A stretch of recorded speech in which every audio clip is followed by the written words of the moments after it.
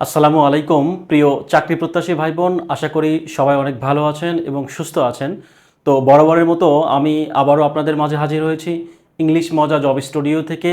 তো আজকে আপনারা নিশ্চয়ই অবগত রয়েছেন আমাদের এনটিআরসিকে কেন্দ্র করে অর্থাৎ নিবন্ধনকে কেন্দ্র করে আমাদের যে আয়োজন, আমাদের যে ক্লাসগুলো সেগুলো কিন্তু ধারাবাহিকভাবে চলমান রয়েছে। তো সেটারই ধারাবাহিকতায় যদি বলতে হয়, তো আজকে আমাদের 20তম দিনের মতো হাজির হয়েছি, অর্থাৎ বাংলার 20তম ক্লাস অনুষ্ঠিত হবে। এবং এই আজকে আমাদের যে ক্লাসটা অনুষ্ঠিত হবে সেইটা মূলত হবে কি, আমাদের যে সাহিত্য পার্টটা রয়েছে অর্থাৎ সাহিত্য যে অংশগুলো রয়েছে সেই অংশগুলোতে আসলে কিভাবে আমরা নিবন্ধন পরীক্ষার জন্য আসলে সাহিত্যে একটা ভালো মার্ক অর্জন করতে পারি বা ভালো একটা নাম্বার তুলতে পারি। তো এই বিষয়গুলো নিয়ে মূলত আজকে আমরা সাহিত্যের ক্লাস করব।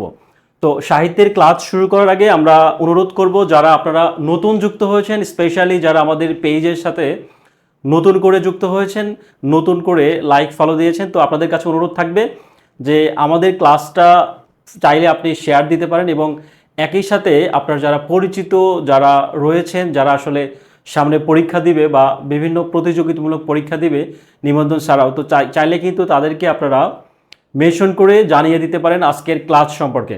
ওকে, তো আজকে আমরা ক্লাস শুরু করব বরাবরের মতো। আবারও যদি বলি যে অল ইন ওয়ান কোশ্চেন ব্যাংকটা যে বইটা রয়েছে, এই বই থেকে কিন্তু আমাদের পরীক্ষাগুলো চলমান রয়েছে। তো আপনারা যারা পরীক্ষায় অংশগ্রহণ করতে চান সেক্ষেত্রে কিন্তু আপনারা নিশ্চয় জানেন যে এই বইটা ক্রয় করতে হবে এবং আমাদের যে ওয়েবসাইট রয়েছে বা আমাদের যে অ্যাপস রয়েছে সেখানে কিন্তু আপনাকে সব কিছু প্রসেসিং দেখানো হবে যে কিভাবে আপনি আসলে পরীক্ষায় অংশগ্রহণ করতে পারবেন। আর যারা আসলে বইটা ক্রয় করেননি, আপনারা কিন্তু চাইলেই আমাদের পেজে নক দিতে পারেন এবং আমাদের হোয়াটসঅ্যাপ যেটা রয়েছে আপনারা সেখানে নক দিলেই বই ক্রয় করার যে প্রক্রিয়াটা রয়েছে সেগুলো কিন্তু জেনে যাবেন এবং একই সাথে পরীক্ষাটা আসলে কিভাবে দেবেন সবগুলো বিষয় নিয়েই কিন্তু আপনারা জেনে যাবেন। ওকে, তো আমরা কথা বাড়াবো না, আমরা জাস্ট সরাসরি শুরু করে দিব। সবুজ মিয়া সরকার সালাম জানিয়েছেন, তারপর আলামিন খান সহ আরও অনেকেই সালাম জানিয়েছেন, ওয়ালাইকুম আসসালাম। জি, আমরা কথা বাড়াবো না, জাস্ট আমরা সরাসরি আজকের যে ক্লাসগুলো রয়েছে সেই ক্লাসের টপিকে ফিরে যাব। তো চলুন, আমাদের প্রথমে স্লাইডের যে প্রথম অংশটা রয়েছে সেটা হচ্ছে কি, আজকে আমাদের আপনারা নিশ্চয় জানেন যে প্রাচীন যুগ, অর্থাৎ আমরা যে সাহিত্য যে পড়ব, সাহিত্য অংশ যেটা আমরা পড়ব অর্থাৎ সাহিত্যের, আমরা কিন্তু জানি যে নিবন্ধনের জন্য মোটামুটি সর্বোচ্চ বলতে গেলে যে 4 থেকে 5টা প্রশ্ন আসবে হচ্ছে সাহিত্য থেকে। তো এই সাহিত্য নর্মালি যেটা হয় সেটা হচ্ছে যে সাহিত্যর পাঠ থেকে কিন্তু খুব বেশি কঠিন প্রশ্ন করা হয় না। হ্যাঁ, সাহিত্য অংশ থেকে যে খুব বেশি ডিপলি থেকে কোশ্চেন করবে ব্যাপারটা মোটেও সেরকম না। সাহিত্যের অংশ ভালো করার জন্য আগে যেরকম ছিল, অর্থাৎ আপনি যদি বিগত বছরের যে প্রশ্নগুলো রয়েছে, এটা শুধু কিন্তু বিশেষ না, সবগুলো বিগত প্রশ্ন যদি আপনি সলভ করেন বাংলার ক্ষেত্রে, কিন্তু সাহিত্যের আলাদাভাবে আর কিছু না পড়লেও কিন্তু চলতো। বাট এখন যেহেতু আমাদের বলা যায় যে 200 মার্কের পরীক্ষা হবে, অর্থাৎ সবগুলো এমসিকিউ, অর্থাৎ বাংলার কিন্তু একটা হিউজ পরিমাণ প্রশ্ন থাকবে। তো যারা আসলে বাংলা নিয়ে সাবজেক্টে পড়াশোনা করছেন আপনাদের জন্য একটা আলাদা সুযোগ, কেননা আপনি কিন্তু বাংলা পড়বেনই নিজের সাবজেক্টে এবং একই সাথে ওইটা কিন্তু আপনার জেনারেল এবং সাবজেক্টিভ দুইটাই কিন্তু কাভার করবে। হ্যাঁ, এটাই আপনাদের জন্য একটা প্লাস পয়েন্ট, অনেক প্লাস পয়েন্ট। ঠিক আছে, তো আর যারা আসলে জেনারেল অর্থাৎ 100 মার্কের মধ্যে যারা পরীক্ষা দেবেন আর সাবজেক্টিভ আলাদা, তো তাদের জন্য পরামর্শ থাকবে আপনি অবশ্যই বিগত প্রশ্নগুলো ভালোভাবে সলভ করে যাবেন। আশা করি ওখান থেকেই যে কয়টা প্রশ্ন আসবে কমন পড়বে। তারপরেও আমি স্লাইডে ইদানিং দেখা যায় যে একটু ডিপ প্রশ্ন হচ্ছে। হ্যাঁ, বিশেষ করে আমাদের এনটিআরসিএ যে আমাদের আপনারা নিশ্চয় জানেন যে প্রজ্ঞাপনের যে বিষয়গুলো রয়েছে অর্থাৎ পে স্কেলের যে বিষয়গুলো, সেটা কিন্তু অনেক এখন যে কোনো চাকরি বলা যায় যে সরকারি অনেক কিন্তু আগের থেকে অনেক বেশি ডিমান্ডের দাবি রাখে, তাই না? তো সেই জায়গা থেকে যদি বলা হয় প্রশ্নর প্যাটার্নগুলো একটু ডিপ হইতে পারে, তো আমরা চেষ্টা করব প্রশ্ন যেটাই আসুক, ডিপ আসুক আর নর্মালি আসুক, আমরা চেষ্টা করব যেন আমরা সঠিক অ্যান্সারটা করতে পারি। তো আমরা শুরু করে দিব। প্রথমে যদি খেয়াল করি যে বাংলা সাহিত্যের ইতিহাসের যুগ বিভাগ, তো আমরা টোটালে কিন্তু সাহিত্যের উপরে 5টা ক্লাস রেখেছি, তার মধ্যে প্রাচীন যুগ আমরা আজকে শেষ করব হচ্ছে প্রাচীন যুগ, অর্থাৎ প্রাচীন যুগ থেকে যদি প্রশ্ন আসে আমি এইটুকু ইনশিওর করতে পারি যে ইনশাআল্লাহ আমার এই স্লাইডের বাইরে কোনো কোশ্চেন হবে না। আশা করি ইনশাআল্লাহ আমাদের এই চর্যাপদের যে বা প্রাচীন যুগের যে বিষয়গুলো, এর বাইরে ইনশাল্লাহ আশা করি প্রশ্ন হবে না। আর মেইনলি প্রাচীন যুগ থেকে যদি প্রশ্ন হয়, নর্মালি কি বুঝি আমরা আসলে, প্রাচীন যুগ থেকে প্রশ্ন হলে নর্মালি চর্যাপদ থেকেই প্রশ্ন করা হয়। তো আমরা চেষ্টা করব আজকের ক্লাসে চর্যাপদ সহ প্রাচীন যুগটা আসলে খুব সুন্দরভাবে বোঝার জন্য। তো আমরা সরাসরি ক্লাসে ফিরে যাচ্ছি। খেয়াল করি প্রথমে বেসিক বিষয় যদি বলি যে বাংলা সাহিত্যের ইতিহাসের যুগ বিভাগ, অর্থাৎ আমরা একটু ইতিহাসের যুগ বিভাগ জানবো, অর্থাৎ বাংলা সাহিত্যের ইতিহাস কবে থেকে শুরু হয় প্রশ্ন। হ্যাঁ, এখানে অ্যান্সার দেওয়া রয়েছে কবে থেকে শুরু হয়, চর্যাপদের কাল থেকে। তো চর্যাপদের কালটা আসলে কবে থেকে শুরু হয়, এই সবগুলো বিষয় নিয়ে কিন্তু আমরা ভালোভাবে দেখার চেষ্টা করব। তো প্রথমে যদি খেয়াল করি যে বাংলা সাহিত্যের যুগকে কিন্তু আমরা জানি যে প্রধানত ভাগ করা হয় কয়টি ভাগে, আমরা জানি যে 3টি ভাগে হচ্ছে বাংলা সাহিত্যের যুগকে ভাগ করা হয়। নিশ্চয়ই আমরা সবাই জানি যে প্রাচীন, মধ্য এবং কি আধুনিক যুগ। তো এখন ব্যাপার হচ্ছে এখান থেকেও কিন্তু প্রশ্ন আসে, অর্থাৎ যুগ বিভাগ থেকেও আমরা কিন্তু অনেক সময় প্রশ্ন আসতে দেখেছি। অর্থাৎ যুগ বিভাগের মধ্যে কি কি রয়েছে একটু খেয়াল করি যে যুগ বিভাগের মধ্যে কি কি রয়েছে। অর্থাৎ যুগ বিভাগ, আমরা প্রাচীন যুগের কথা যদি বলি, আমরা 3টা যুগ সম্পর্কে জেনেছি, অর্থাৎ প্রাচীন, মধ্য এবং আধুনিক। তো প্রাচীন যুগের কোন সময় থেকে কোন সময় পর্যন্ত আসলে এই যুগ বিভাগটা আমরা কাউন্ট করব, আমরা একটু খেয়াল করি। প্রাচীন যুগ বলতে আসলে কি বুঝি? প্রাচীন যুগ বলতে আসলে 3জন ব্যক্তির মত দেওয়া রয়েছে, অর্থাৎ ডক্টর মোহাম্মদ শহীদুল্লাহ, সুনীতি কুমার এবং সুকুমার সেন। এই 3জন ব্যক্তি কিন্তু আলাদা আলাদা সময়ের কথা বলেছেন। তো প্রথমে যদি ডক্টর মোহাম্মদ শহীদুল্লাহর প্রসঙ্গে বলি, উনি কিন্তু বলেছেন যে 650 থেকে শুরু করে 1200 সাল পর্যন্ত, অর্থাৎ 650 থেকে 1200 সাল পর্যন্ত তিনি বলেছেন হচ্ছে এই সময়টাই হচ্ছে মূলত প্রাচীন যুগ।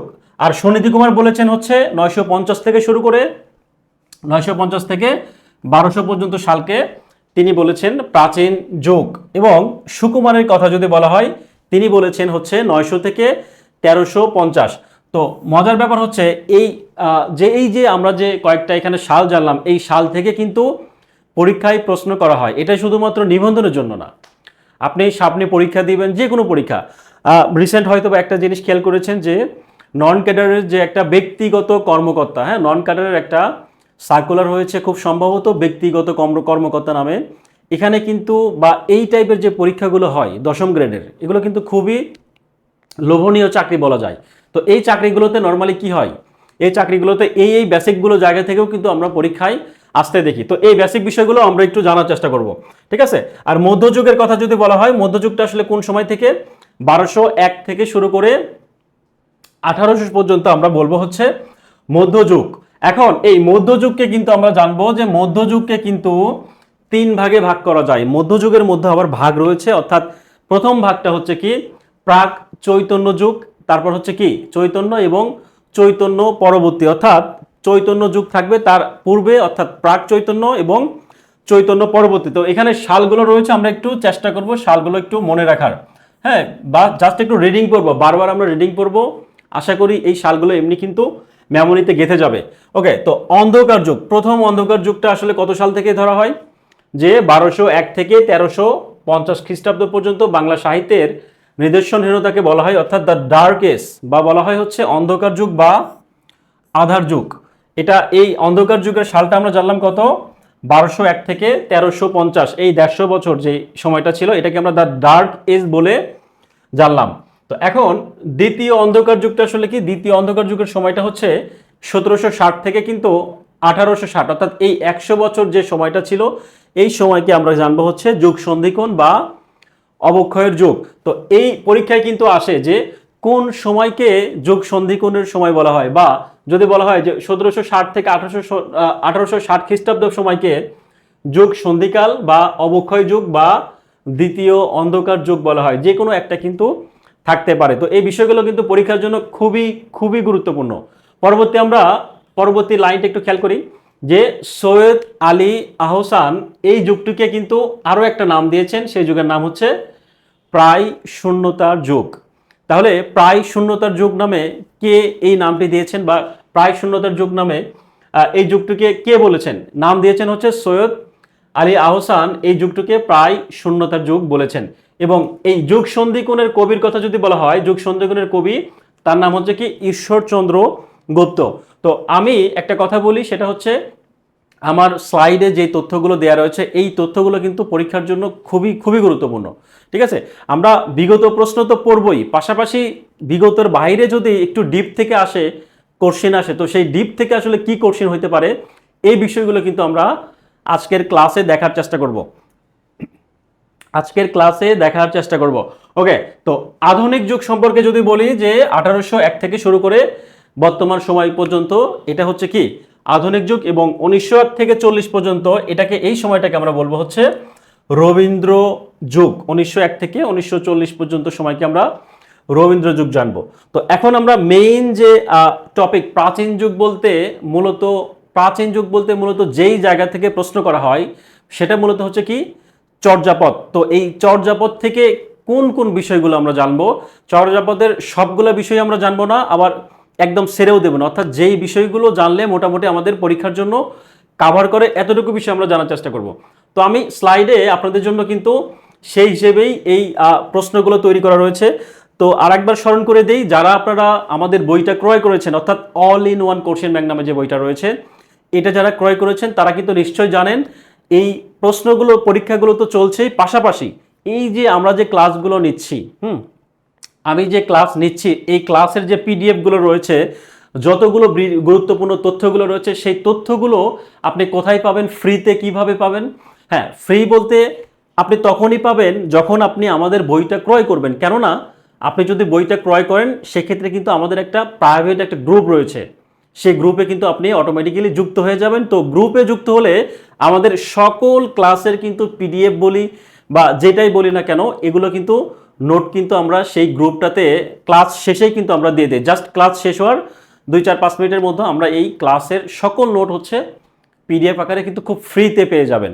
তো সুতরাং আপনারা যারা বইটা ক্রয় করেননি, আপনারা আসলে একটা ব্যাপার হচ্ছে কি 350 টাকা বইয়ের দাম, এটা কিন্তু খুব বেশি না। হ্যাঁ, আপনি একটা কথা চিন্তা করেন, আপনি যদি বইয়ের দামটা চিন্তা করেন বইটাই ফ্রি পাচ্ছেন, বইটা ফ্রি ধরলে তাহলে কি আপনি কোর্সটা হচ্ছে কি মডেল টেস্টটা টাকা দিচ্ছেন 350 টাকা, অথবা মডেল টেস্টটা যদি আপনি ফ্রি ধরেন তাহলে বইটা আপনি 350 টাকা। আর এই যে আমাদের যে ক্লাসের যে আয়োজন, আপনাদেরকে ফ্রি যে পড়ানো বা ফ্রি যে সার্ভিসের মাধ্যমে আপনাদের প্রস্তুতিগুলোকে আসলে অনেক এগিয়ে নিয়ে যাওয়া, তো এগুলো কিন্তু আপনারা একদম ফ্রিতে পাচ্ছেন। যেটা আসলে যদি কোর্স হতো সেক্ষেত্রে কিন্তু আপনি চাইলে 1000 হ্যাঁ বা তার থেকে বেশি টাকা দিয়ে কিন্তু আপনি কোর্স করেই কিন্তু ক্লাসগুলো করতে হতো। তো যেই বিষয়গুলো আপনারা ফ্রি পাচ্ছেন, সুতরাং অন্তত বই কেনার বিষয়ে কার্পণ্য আমরা না করি। ঠিক আছে, পৃথিবীতে সব বিষয়ে কার্পণ্য হলেও অন্তত বই কেনার বিষয়ে আমরা কার্পণ্য করব না। তো যাই হোক, প্রাচীন যুগ, তো প্রাচীন যুগের চর্যাপদের কি কি বিষয় আমরা জানবো সেটা একটু আমরা খেয়াল করি। তো এখানে চর্যাপদের আদি নিদর্শন, এই প্রশ্নটা যে পরীক্ষায় কতবারে আসছে এটা আসলে বলার অপেক্ষায় রাখে না। হ্যাঁ, আপনারা নিশ্চয়ই জানেন, আপনাদের কাছে বই রয়েছে, খেয়াল করে দেখবেন যে বাংলা সাহিত্যের আদি নিদর্শন কয়টি, এটার অ্যান্সার হচ্ছে কি চর্যাপদ। এবং প্রশ্ন যেটা রয়েছে এই প্রশ্নের পাশে যে বিগত কতগুলো প্রশ্ন আপনি যদি ভালোভাবে দেখেন তো একটা পেজ বলা যায় পুরো ভরে যাবে, এতগুলো প্রশ্ন আসছে এই চর্যাপদ নিয়ে। ওকে, তো কয়েকটা ভাবে প্রশ্ন হইতে পারে এই প্রশ্নটা, অর্থাৎ প্রথমে জানলাম বাংলা সাহিত্যের আদি নিদর্শন হচ্ছে চর্যাপদ, আর বাংলা সাহিত্যের প্রাচীন যুগের একমাত্র নিদর্শন কথা যদি বলে তাহলে এখানে কয়টা বিষয় রয়েছে আমরা একটু খেয়াল করব। চর্যাপদ ছাড়াও আরো বাকি অপশনগুলো থাকতে পারে। কি কি সেই অপশনগুলো? চর্যাচর্য বিনিশ্চয়, এটা একটা থাকতে পারে। চর্যা গীতিকোষ থাকতে পারে, চর্যা গীতি অথবা চর্যাপদ। হ্যাঁ, অথবা কিন্তু চর্যাপদ, এই কয়টা বিষয়ের যে কোনো একটাই কিন্তু থাকতে পারে। অর্থাৎ বাংলা সাহিত্যের প্রাচীন যুগের একমাত্র নিদর্শন আমরা চর্যাপদ জানি, তো চর্যাপদের বিকল্প হিসেবে কিন্তু এই অপশনগুলোও পরীক্ষায় থাকতে পারে। তো এই যে চর্যাপদটা, এটা মূলত আবিষ্কার করেছেন কে? সেটা হচ্ছে হরপ্রসাদ শাস্ত্রী। তো হরপ্রসাদ শাস্ত্রী নামে একজন ব্যক্তি ছিলেন, মূলত তিনি 1907 সালে, রাইট? তো এই সালটা পরীক্ষার জন্য অনেক গুরুত্বপূর্ণ, অনেকবার আসছে বিভিন্ন পরীক্ষার জন্য।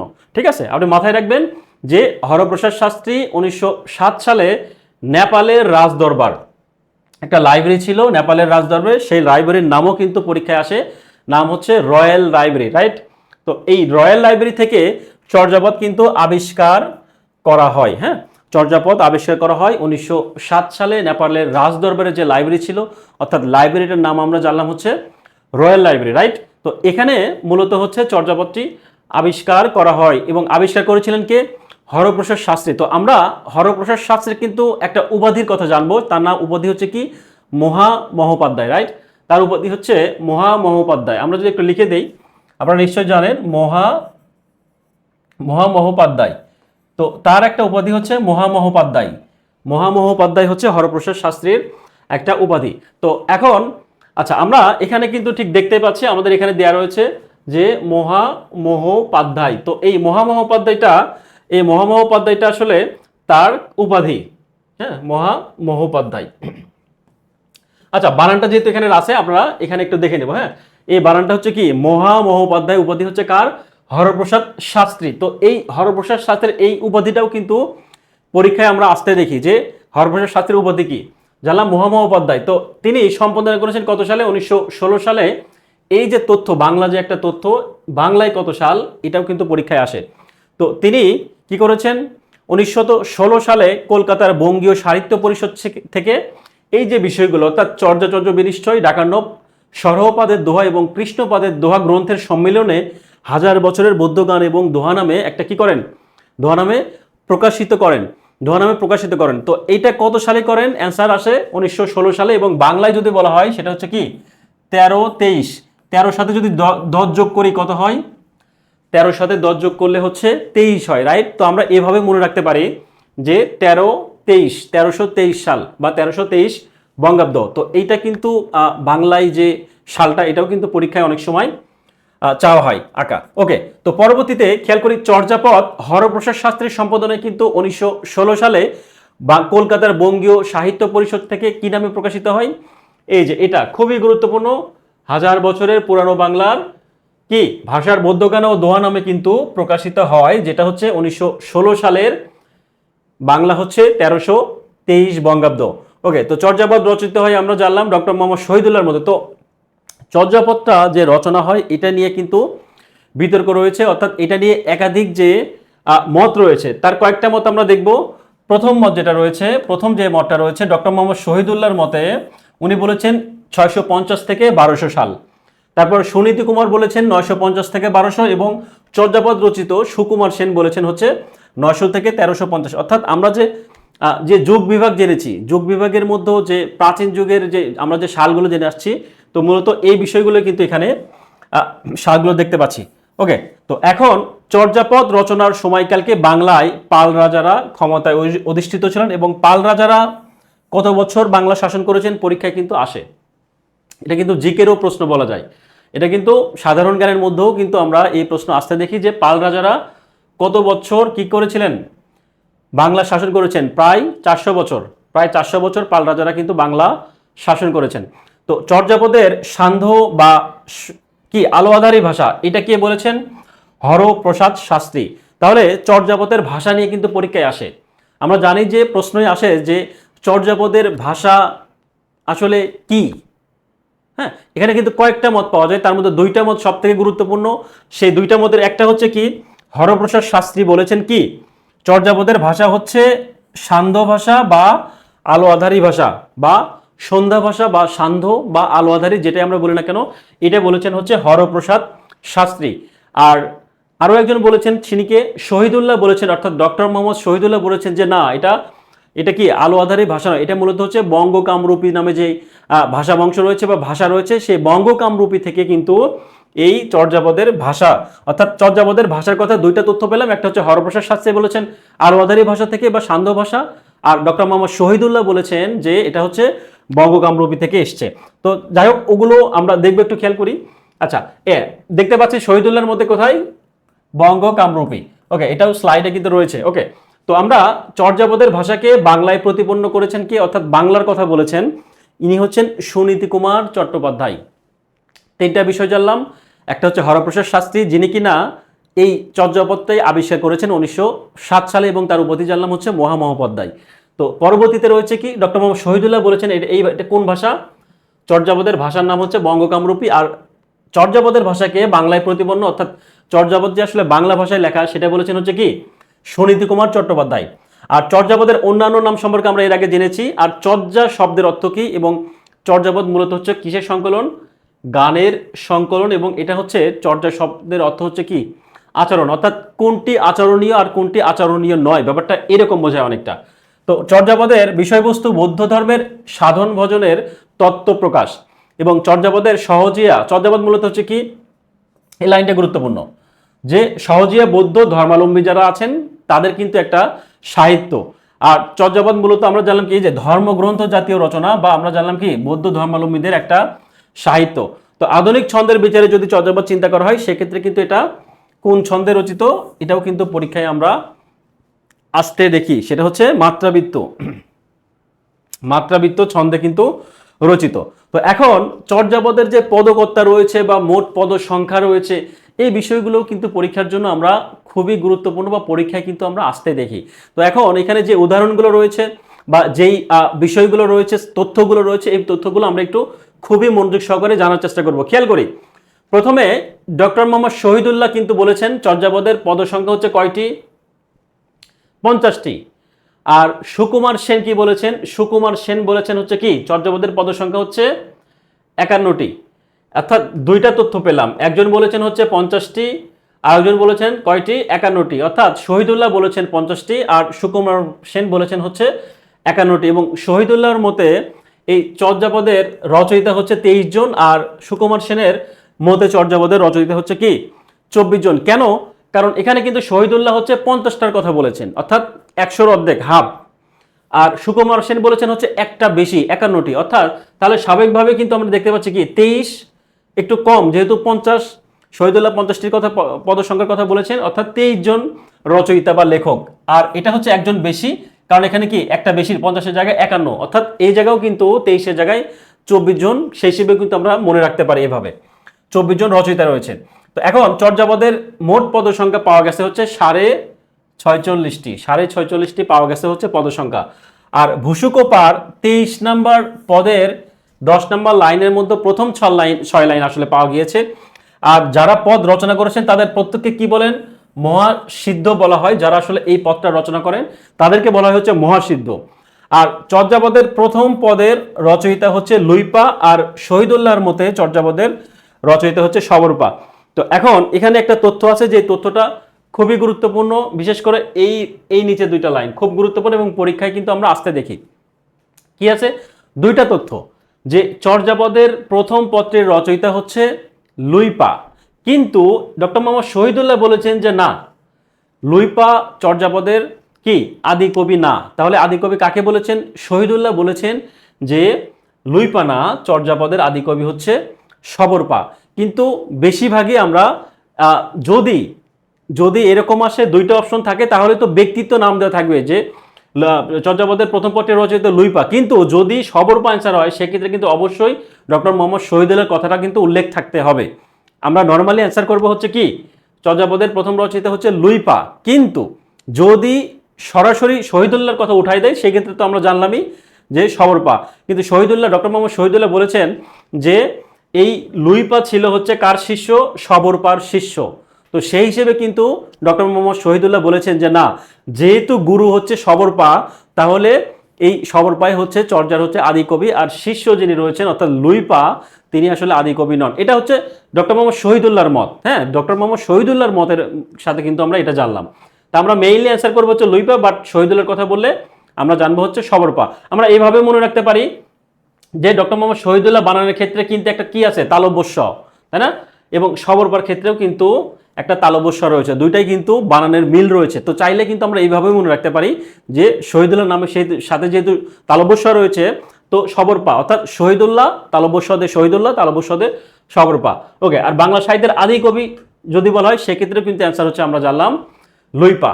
আচ্ছা, তো এখন সব থেকে বেশি পদ রচনা করেছেন কে? চর্যাপদের সব থেকে বেশি পদ রচনা করেছেন কে? আমরা জানলাম কান্নপা, তিনি টোটালে 13টি পদ রচনা করেছেন।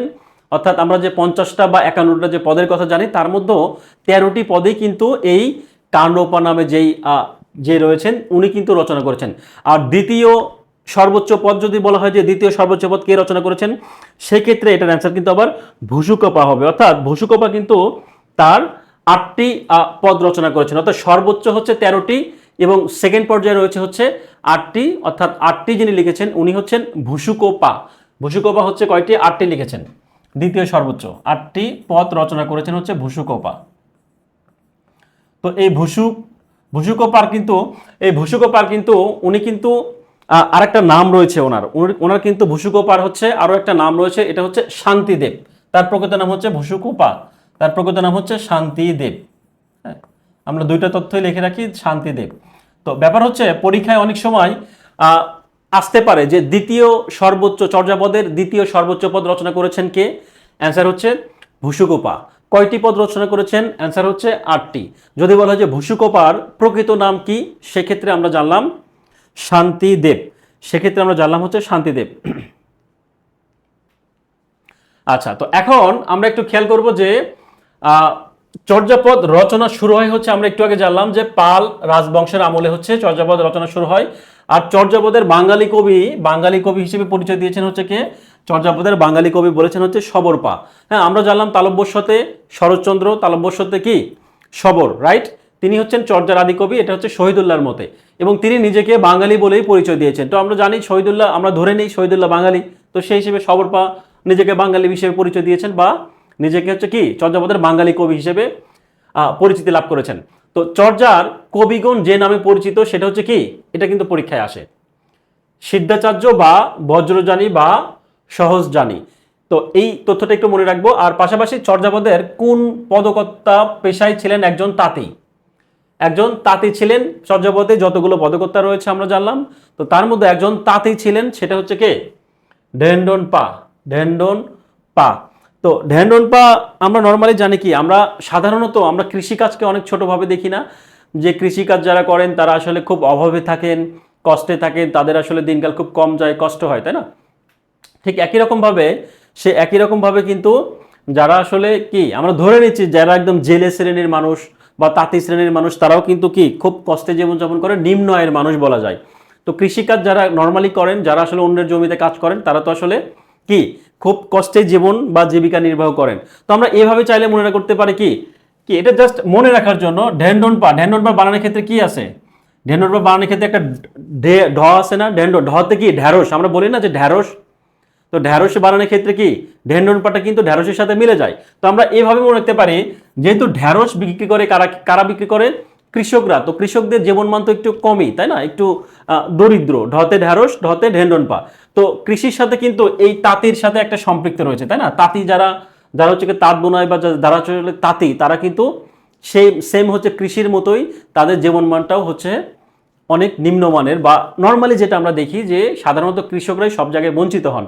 তো যেহেতু ঢ্যাঁড়স বিক্রি করেন ঢেন্ডন পা, আমি ধরে নিচ্ছি ঢেন্ডন পা হচ্ছে ঢ্যাঁড়স বিক্রি করেন, যেহেতু নামের শুরুতে ঢ রয়েছে, তাই না? আমরা কিন্তু এভাবে মনে রাখতে পারি, নামের শুরুতে হচ্ছে ঢ রয়েছে। আর তাঁতি এটা হচ্ছে কৃষির সাথে রিলেটেড, চাইলে কিন্তু আমরা এভাবে মনে রাখতে পারি যে একজন ছিলেন পেশায়, তিনি হচ্ছেন তাঁতি, সেটা হচ্ছে ঢেন্ডন পা। যদি আমরা ঢ্যাঁড়সের সাথে মনে রাখছি, বাট কৃষি না, উনি ছিলেন তাঁতি।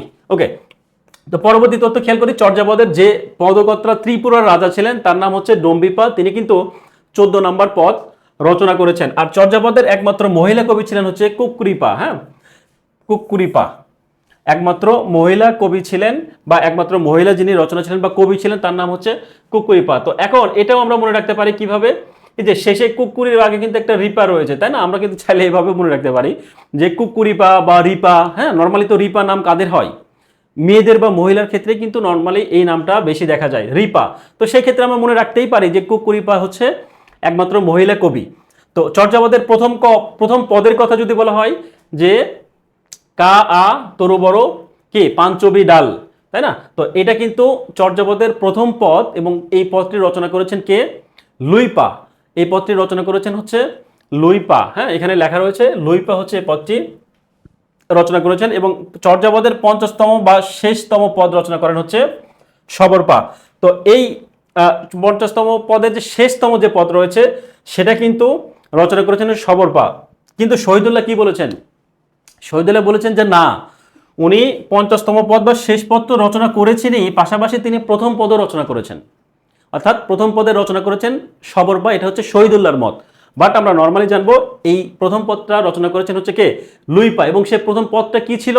এই লাইনটা ছিল কা তরুবর পাঞ্চবি ডাল।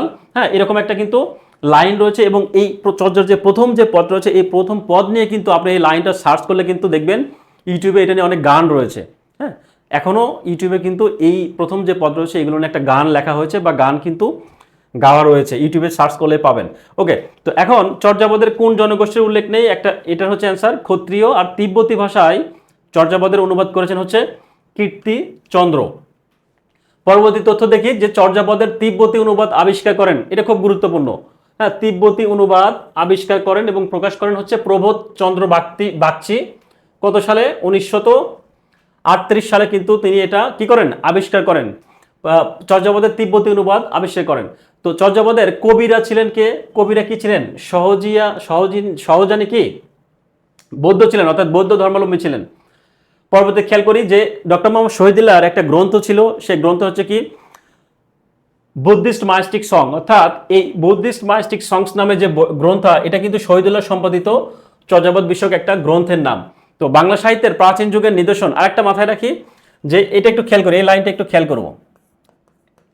বাংলা সাহিত্যের প্রাচীন যুগের নিদর্শন হচ্ছে কি দোহাকোষ, এটাও কিন্তু আমরা মাথায় রাখবো, ঠিক আছে।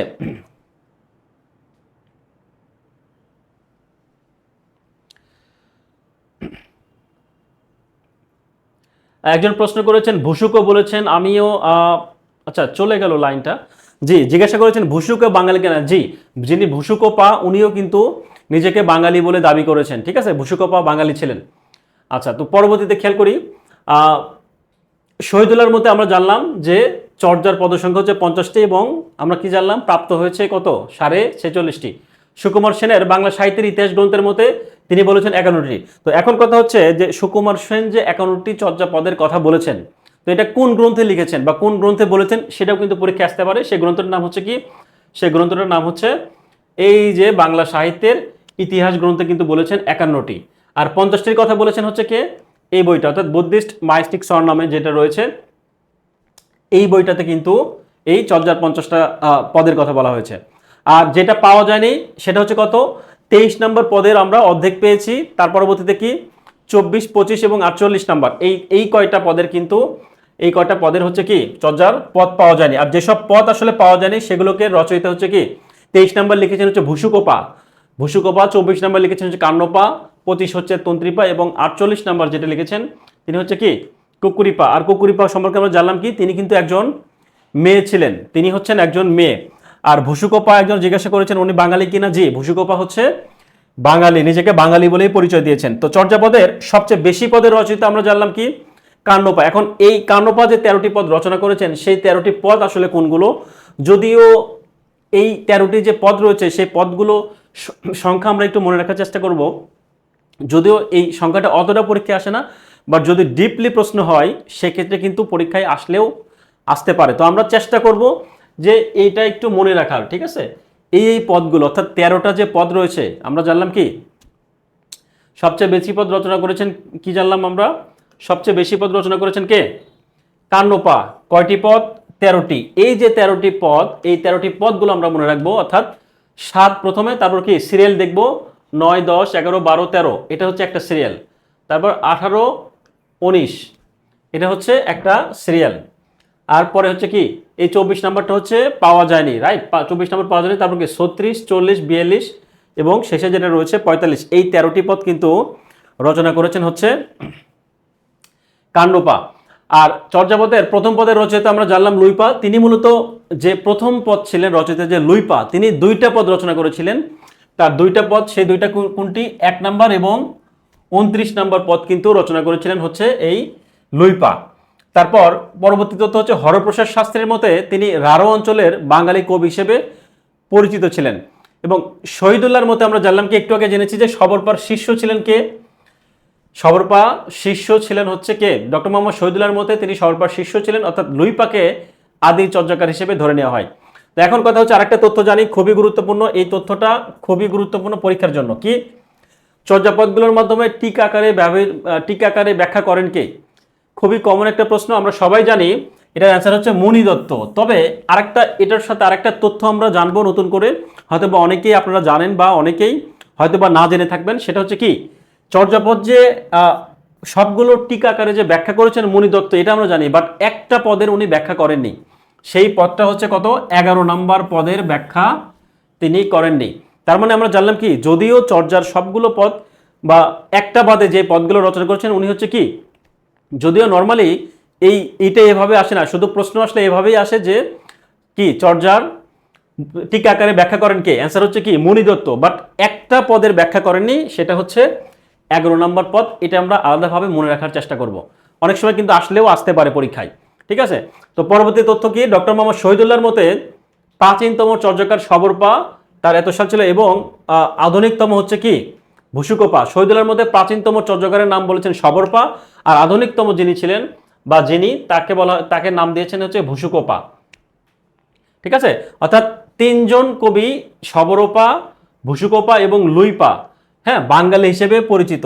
তাহলে পরীক্ষায় আসে যে নিজেকে বাঙালি হিসেবে পরিচয় দান করেছেন কে বা পরিচিতি লাভ করেছে কে, এক নম্বর হচ্ছে কি সবরপা, দুই নম্বর হচ্ছে লুইপা, তিন নম্বর হচ্ছে কি ভুসুকোপা। তো এই তিনজনই কিন্তু নিজেকে বাঙালি হিসেবে পরিচয় দিয়েছেন বা তিনজনই বাঙালি হিসেবে আমরা আমাদের কাছে পরিচিত। তো এখন কথা হচ্ছে এই লুইপা এবং সবরপা দুইটাই কিন্তু আদি কবি হিসেবে পরিচিত, বা শহীদুল্লাহর মতো আমরা জেনেছি সবরপা হচ্ছে আদি, আর কি লুইপা হচ্ছে নর্মালি আমরা জেনেছি শহীদুল্লাহ বাদে অন্যান্য যারা বলেছেন তাদের ক্ষেত্রে।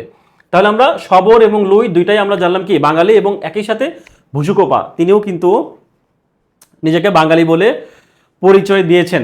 ওকে, তো এখন নব্য চর্যাপদ অর্থাৎ নতুন চর্যাপদের সম্পর্কে একটু জানবো। তো এই নতুন চর্যাপদটা আসলে কি, এটাও কিন্তু চর্যাপদেরই একটা কি অনুরূপ একটা রচনা। অর্থাৎ শশীভূষণ দাশগুপ্ত 1963 সালে কিন্তু নেপাল ও তরাই নামক একটা জায়গা ছিল, তরাই ভূমি নামক জায়গা থেকে 250টি পদ হচ্ছে আবিষ্কার করেছেন এবং সংগ্রহ করেছেন। তো এইটা হচ্ছে একটা চর্যাপদেরই একটা অনুরূপ অন্য একটা পদ।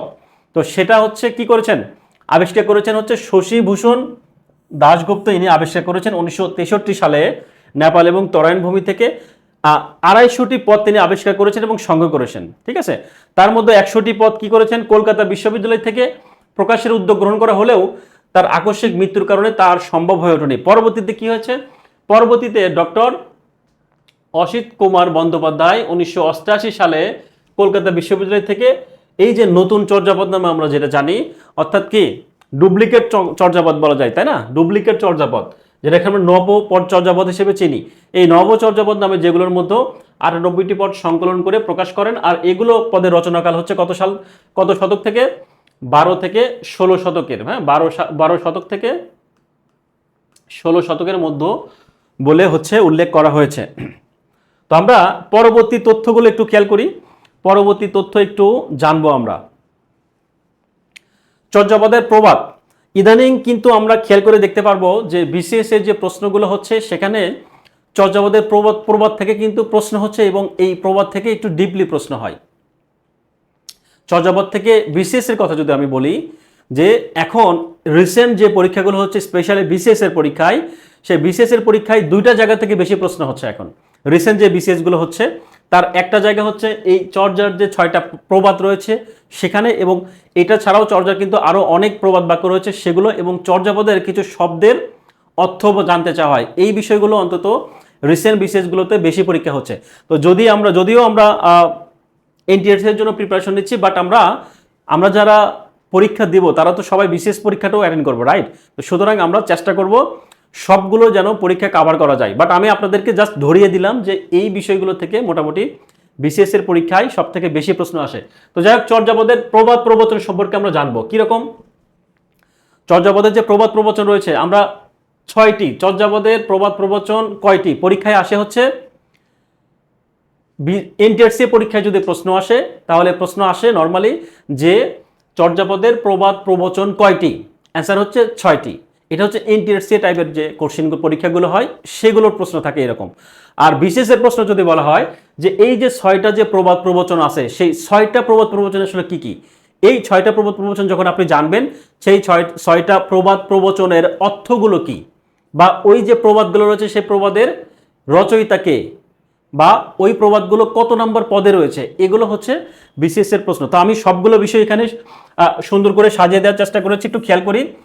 1 নাম্বার, 2 নাম্বার, 3 নাম্বার, হ্যাঁ এরকম 4, 5, 6, এই যে 6টা প্রবাদ, এই প্রবাদের আমরা কি প্রথমে জানবো হচ্ছে প্রবাদটা জানবো, এটা লিখেছেন কে এবং কত নাম্বার পদে রয়েছে সেটা একটু খেয়াল করি। অপনা মাংসে হরিণা বৈরী, এটা হচ্ছে 6 নম্বর পদ, লিখেছেন ভুসুকোপা। অর্থাৎ এটা একটা প্রবাদ, এই প্রবাদটি চর্যাপদের 6 নম্বর পদ থেকে নেওয়া হয়েছে এবং এই পদটা রচনা করেছেন হচ্ছে ভুসুকোপা, যিনি আসলে নিজেকে বাঙালি বলে আমরা জানি।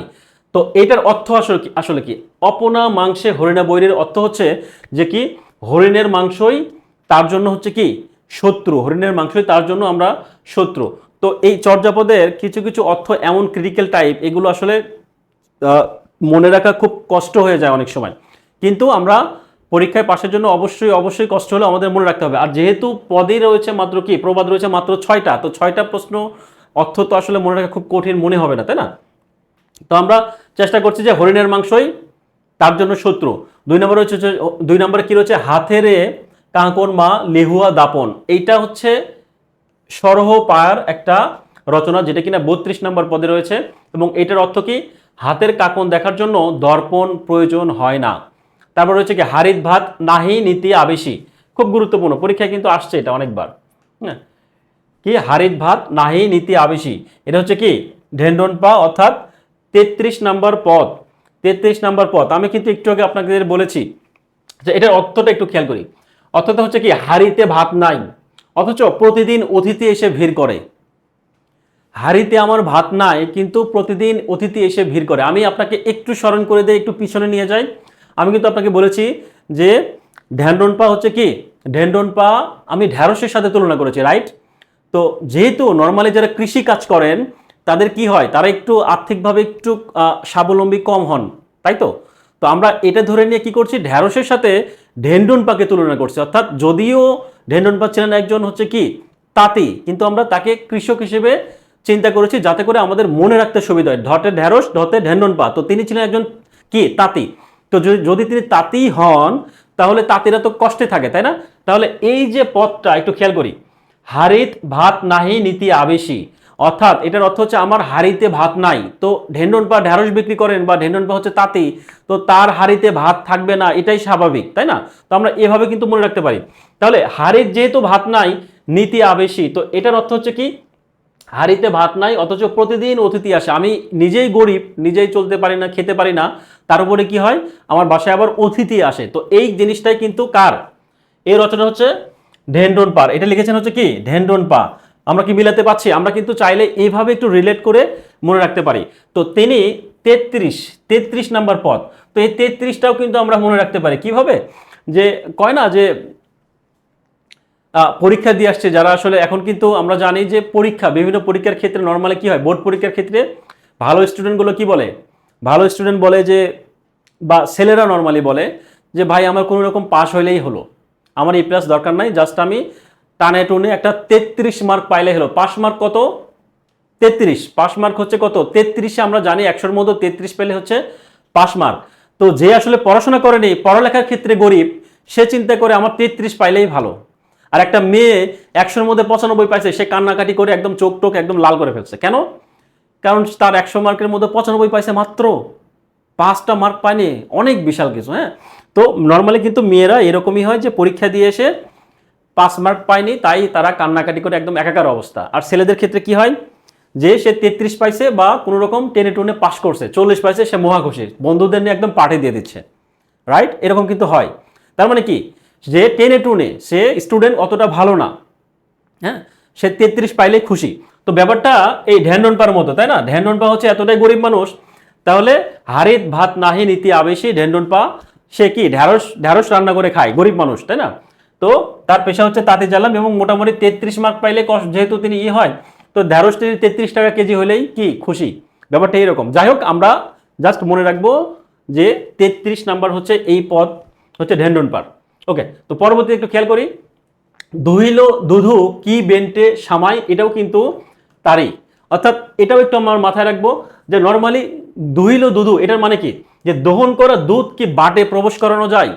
আমরা যখন দুধ দহন করি গ্রামে নর্মালি যেটা দেখি, যে গাই থেকে বা গরু থেকে যখন দুধ দহন করা হয় তখন কিন্তু সেটার কি বাটে প্রবেশ করানো যায় না। কিন্তু আমরা এটা বুঝলাম, বাট আমরা একটু রিলেট করার চেষ্টা করব। এটাও কিন্তু 33 নাম্বারে, এই 33 নাম্বারটা কে লিখেছেন, এটাও কিন্তু কার পদ, ঢেন্ডন পারি। তো ঢেন্ডন পা নর্মালি হচ্ছে তাঁতি মানুষ, কৃষক মানুষ ঢ্যাঁড়স বিক্রি করে খায়, 33 টাকা কেজি ঢ্যাঁড়স বিক্রি করে, তাই না? তো তো যিনি ঢ্যাঁড়স বিক্রি করেন তো তিনি তো আসলে দুধও বিক্রি করতে পারেন, তাই না? তার বাড়িতে একটা তো কি একটা গরু থাকতে পারে, তো সেই গরুর কি দুধ হয় না? হইতেই তো পারে, তাই না? তো এটাও আমরা খেয়াল করি যে দহিল দুধু কি বেন্টের সময়, মানে হচ্ছে দহন করা দুধ কি আসলে বাটে প্রবেশ করানো যায়? যায় না। তো তো এটাও আমরা রিলেট করে পড়তে পারি, গরুর সাথে তুলনা করে অর্থাৎ দুধের সাথে তুলনা করে সে দুধও বিক্রি করে। হ্যাঁ, তারপর কি নিশ্চয় বুঝতে পারছেন। যাই হোক, তো এটাও কিন্তু ঢেন্ডন পায় এবং এটা কি 33 টাকা কেজি দুধও বিক্রি করে, 33 টাকা কেজি ঢ্যাঁড়সও বিক্রি করে। হ্যাঁ, সে হচ্ছে ব্যক্তিকে ঢেন্ডন পা। ওকে, তো এটা 33 নম্বর পদের একটা চর্যার একটা পদ। পরবর্তীতে হচ্ছে কি বর সোন গোহালি কিমো দুঠু বলন দে। তো এটা কিন্তু 39 নাম্বার পদ। এটা হচ্ছে কি সরপ আর একটা উক্তি। তো দুষ্ট গরুর চেয়ে শূন্য গোয়াল ভালো, আমরা অনেক সময় বলি না যে যে দুষ্ট গরুর থেকে শূন্য গোয়াল ভালো, আমরা কিন্তু অনেক সময় বলি এটা। যাই হোক, তার পরবর্তী কি আন চাহন্তে আন বিনঠা। এটা হচ্ছে 44 নাম্বার পদের কঙ্কন পা। 44 নাম্বার পদের হচ্ছে কঙ্কন পা। তো আমরা এভাবে মনে রাখতে পারি, খেয়াল করি যে 6টা যে প্রবাদ রয়েছে, 6টা প্রবাদের মধ্যে 2টা তো আমরা জানলাম, হ্যাঁ, ধ্যান পার সাথে সম্পৃক্ত। তো 2টাই হচ্ছে 33, তাই না? তো 2টা যদি আমরা 33 পাই, 33 পাইলাম, 2টা 3 যোগ করলে হয় 33, বাট 2টা যদি আমরা 4 নেই তাহলে কত হচ্ছে 44। তাহলে 33 আমরা পাইলাম একটা ডিজিট, 33 নম্বর পদ। তো 44ও তো একটা পদ রয়েছে, সেটা কার? এই 44টা হচ্ছে কি, এই 44টা হচ্ছে কঙ্কন পা। হ্যাঁ, 44টা হচ্ছে কি কঙ্কন পা। কেন? ওই যে আমরা মেয়ের সাথে তুলনা করছি না, যে একটা মেয়ে 95 নাম্বার পাওয়ার পরেও সে কি করে কান্না করে। তো এই ঢ্যান্ডন পা ইনি হচ্ছে 33 টাকা কেজি ঢ্যাঁড়স বিক্রি করে, 33 টাকা কেজি হচ্ছে দুধ বিক্রি করে, সে খুব চিল মুডে থাকে।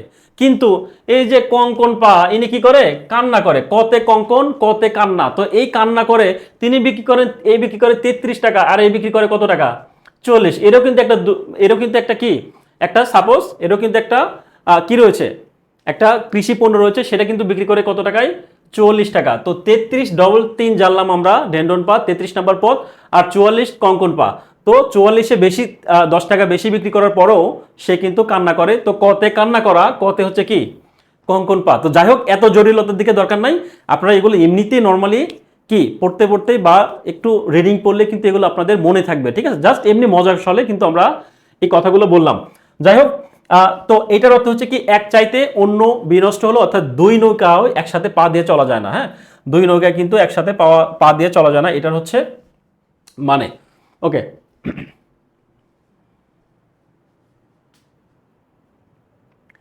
তো এখন ব্যাপার হচ্ছে চর্যাপদের উল্লেখযোগ্য যে পদগুলো রয়েছে সেগুলো আমরা দেখবো। অর্থাৎ আমরা কিন্তু প্রবাদের কথা যদি জানলাই, সেক্ষেত্রে কিন্তু আমরা জানলাম কি, সেক্ষেত্রে আমরা জেনেছি যে প্রবাদ হচ্ছে 6টি, বাট এই 6টি ছাড়াও কিন্তু আরো কিছু কি রয়েছে পদ রয়েছে, যেই পদের কিন্তু অর্থ জানতে চাওয়া হয়, যে পদ সম্পর্কে কিন্তু পরীক্ষায় আমরা আসতে দেখি। তো এইরকম কিছু গুরুত্বপূর্ণ পদ আমরা এখানে দিয়েছি, যে পদগুলো জানলে আমরা কিন্তু খুব সহজে মনে রাখতে পারবো।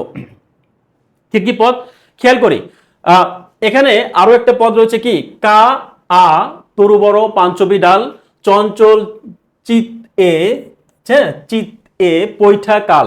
তো এখন এটার অর্থ হচ্ছে কায়া বা দেহ তরুর মতো 5টি তার ডাল চঞ্চল চিত্রে কাল প্রবেশ করেছে। হ্যাঁ, তো এখন কথা হচ্ছে এই যে পদটা, এই পদটা প্রথম হচ্ছে অর্থ জানবো, অর্থটা কি, আর দ্বিতীয় হচ্ছে এই পদটার রচয়িতাটাকে আসলে কি।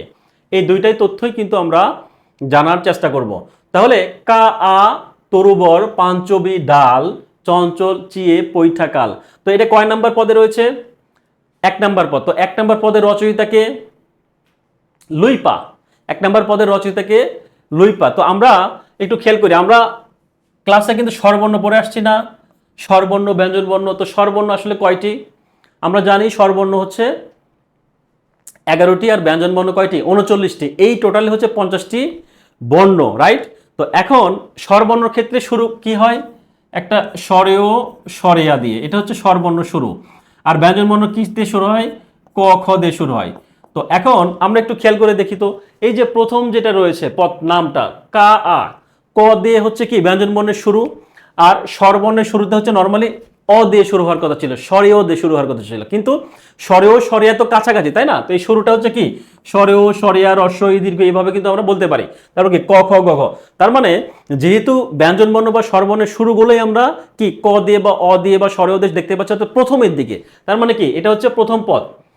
হ্যাঁ, এটা হচ্ছে প্রথম পদ। তার মানে আমরা জানলাম যে আমি যদি শুধু এই একটা ওয়ার্ডটা যদি মনে রাখি, একটা শব্দ, তাহলেই কিন্তু আমরা বুঝতে পারছি যে এই এটা হচ্ছে কি 1 নাম্বার পদ রচনা করেছেন, বা এটা হচ্ছে 1 নাম্বার পদের একটা। তো এটা লিখেছেন হচ্ছে লুইপা কা তরুবর পাঞ্জবি ডাল চঞ্চল চিত্রে পৈঠাকাল। তো এইটা মূলত লুইপার প্রথম পদ বা 1 নাম্বার পদ। তো আমরা 1 নাম্বার মনে রাখলাম কি, যেহেতু স্বরবর্ণ বা ক খ প্রথম থেকে শুরু 1 নাম্বার 2 নাম্বার, বা স্বরেও স্বরে 1 2 সে হিসেবেও কিন্তু আমরা এভাবে মনে রাখতে পারি, এটা হচ্ছে একটা প্রথম পদ। ওকে, তো পরবর্তীতে খেয়াল করি দুলি দলি দুহি পীরা ধরন ন যায় রুখের তেঁতুলি কুম্ভীরে খায়। তো এটা কিন্তু পরীক্ষায় আসে, যে বিশেষ করে এটা রুখের তেঁতুলি কুমিরে কুম্ভীরে খায়। হ্যাঁ, তো এটার অর্থ হচ্ছে গাছের তেঁতুল কুমিরে খায়। এটাও কিন্তু পরীক্ষায় আমরা আসতে দেখি। হ্যাঁ, এটা কিন্তু গুরুত্বপূর্ণ, পরীক্ষায় কিন্তু আসে। তো এই একটা লাইন থাকবে, লাইন থেকে নিচে বলবে যে এই নিচের লাইন নরমালি হচ্ছে অর্থ কি, এই লাইনের অর্থ কি, এটা কিন্তু পরীক্ষায় আসে। তো এটা হচ্ছে লিখেছেন কে, রচয়িতা কুকুরিপা, এটা কিন্তু তার 2 নাম্বার পদ। পরবর্তীতে রয়েছে দিবসহি বহুরি কাউহি ডর ভাই রাতি ভইলে কি কামরু যায়। তো এখন দিনের বেলা এটার মিনিংটা আসলে এক এক জায়গায় এক এক রকম মিনিং হইতে পারে। হ্যাঁ, এটা আমি মিনিং সরি, তো আমি ব্যাখ্যাটা আসলে ওভাবে যাচ্ছি না। তারপরে একটু বলি, না বললে আসলে না, এটার মিনিংটা বিভিন্নভাবে দেওয়া যায়, এক এক রকম রয়েছে। যদিও একটু খেয়াল করি কি দিবসী বহুরি কাহুই ডর ভাই, অর্থাৎ দিনের বেলা বউ কাক দেখে ভয় পায়, অর্থাৎ দিনের বেলা কিন্তু একটা মেয়ে কাক দেখে ভয় পায়, কিন্তু রাতের বেলা সে কামরূপ যায়। হ্যাঁ, কামরূপ যায়। তো এখন সে কাক দেখে ভয় পায়, বাট ব্যাপারটা এরকম হইতে পারে কামরূপ মানে কি, হ্যাঁ এটা বিভিন্ন অর্থ হইতে পারে। তো এখন সেই সময় কিন্তু কি হইতো, কি ভারতে হচ্ছে একটা জায়গা ছিল যেখানে আসলে জাদুবিদ্যার প্রচলন করা হতো, তাই না? একটা কামাখ্যা আমরা বলি না, কামাখ্যা নাকি কমুখ্যা, যাই হোক এই টাইপের কিছু একটা নাম, যেখানে কি জাদুবিদ্যা শেখে। অর্থাৎ সে দিনের বেলা কাক দেখে ভয় পায়, অথচ সে হচ্ছে কি জাদুবিদ্যা শিখতে যায় কি কামাখ্যাতে বা কি কমুখ্যা, যেটা যেই নামটাই হোক, যাই হোক ওই জায়গাতে যায়। এটা একটা মিনিং। আর আরেকটা মিনিংটা আপনারা দেখে বুঝতে পারছেন, যাই হোক ওইদিকে না যাই, হচ্ছে বিষয়। তো পরবর্তীতে খেয়াল করি, পরবর্তীতে হচ্ছে এক সে শুনিনি সন্ডিনী দুই ঘরে সান্ধ্যই চি অন বাকলত বারুণী বান্ধই। তো এইটার অর্থ হচ্ছে কি, এটার অর্থ হচ্ছে এক যে সুরুণী দুই ঘরে সেদই চিকন বাকলে বারুণী বাঁধে। এটা বিরূপার 3 নাম্বার পদ। এই পদটাও আমরা মনে রাখার চেষ্টা করব। যাই হোক, এখন পরবর্তীতে পদটা একটু দেখব, যে জৈনী তুই বিনু খনহি নজীবমি তো মোহ চুম্বি কমল রস পিবমি। তো এখন কথা হচ্ছে এই যে পদগুলো, এই পদগুলো কিন্তু আমরা মোটেও মুখস্থ করব না, জাস্ট একটু রিডিং পড়বো, বারবার রিডিং পড়তে পড়তে কিন্তু একটা আয়ত্ত চলে আসবে। ঠিক আছে, আয়ত্তে কিন্তু অটোমেটিক্যালি চলে আসবে। তো এটার অর্থ হচ্ছে যোগিনী তুই বিনাক্ষণ তরে না বাঁচে তোর মুখ চুমিয়া কোমল রস পান করি। এটা কার চতুর্থ পদ, এটা হচ্ছে কি গুন্ডরিপার একটা পদ। ওকে,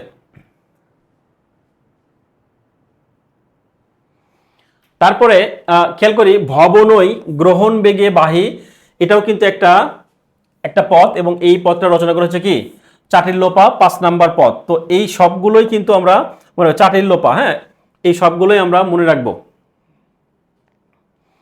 পরবর্তী পরে হচ্ছে অপনা মাংসে হরিণা বৈরী, এটা খুব গুরুত্বপূর্ণ, পরীক্ষায় কিন্তু আসে। হ্যাঁ, এগুলো পরীক্ষার জন্য গুরুত্বপূর্ণ। অপনা মাংসে হরিণা বৈরী কি খনহ ন সারই ভুসুকু অহেরি, অর্থাৎ হরিণের মাংসই তার শত্রু, এবং খননা ছাড়ে ভুসুকু শিকারী। তো এখানে বোঝাই যাচ্ছে ভুসুকো নামটাও রয়েছে, তো এই ভুসুকো শিকারী, তো ভুসুকো অহেরি এই সবগুলোর নাম বুঝতে পারছি। এটা হচ্ছে ভুসুকো লিখেছেন এবং 6 নাম্বার পদে লিখেছেন।